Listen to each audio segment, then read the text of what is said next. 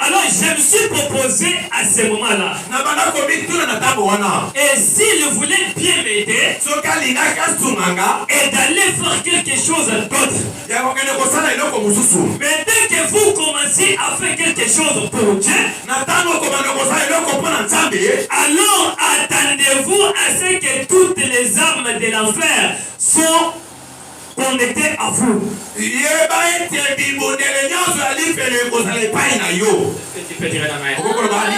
lorsque tu prends la décision et pour faire quelque chose, et pour l'œuvre de Dieu, ou bien pour Dieu, et pendant que vous commencez, ça veut dire ne restez pas tranquille.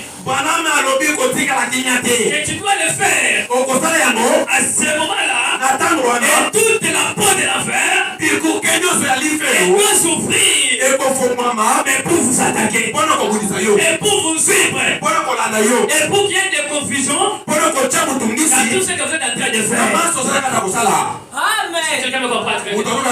Et chaque fois que tu prends la décision pour Dieu et pour l'œuvre de Dieu, à ce moment-là, la porte de l'enfer doit s'ouvrir, et tous les anges diaboliques doivent se soulever, et pour aller où? Et pour aller vous attaquer. Moi qui a un signe de Seigneur, moi qui a les bons aides, moi qui a les soucis de faire quelque chose.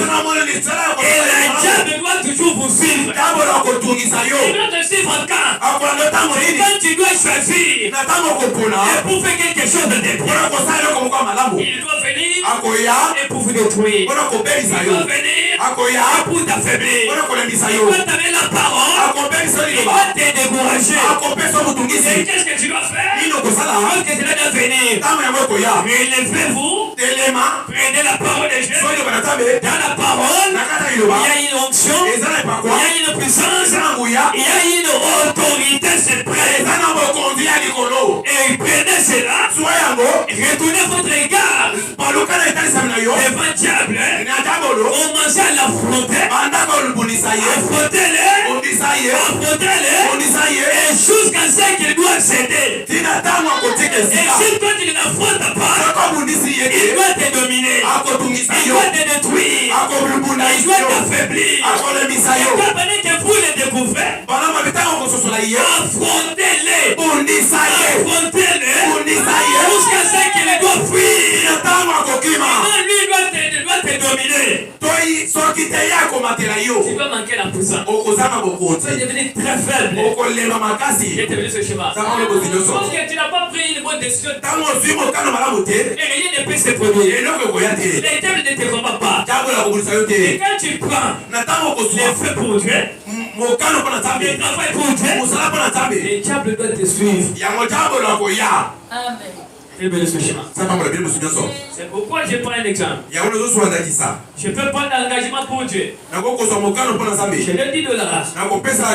Je sais bien que j'ai la foi. Mais quand j'arrive à la maison, les diables doivent se soulever. Ils doivent commencer à m'attaquer. Ils doivent me montrer beaucoup de problèmes. Ils doivent me montrer des choses sur place. Pendant que les œuvres de Dieu sont de simple. Et pour que je prenne mon engagement, j'ai pris ce schéma.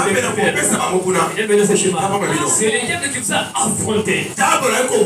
Et pour t'affaiblir. Il a fait cela quand il a pris l'engagement et de faire pour Dieu. Il faut découvrir Satan avec tout ce qu'il est en train de faire. Et Dieu n'est pas dans des objets matériels. Est-ce que tu peux dire un amen? Dieu n'est pas dans les objets matériels. Aujourd'hui, Dieu est dans des hommes. Et dans les corps des hommes. Et dans les corps des femmes. Dieu n'est pas dans la photo. Dieu n'est pas dans la Bible.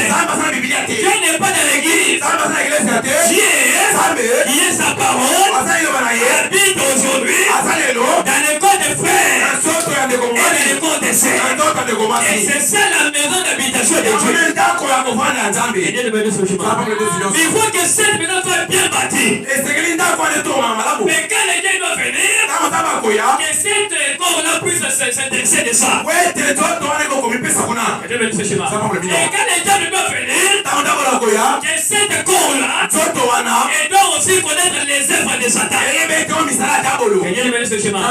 Mais votre corps, ce n'est pas donc notre maison inutile, mais ce sont les tabernacles du Saint-Esprit.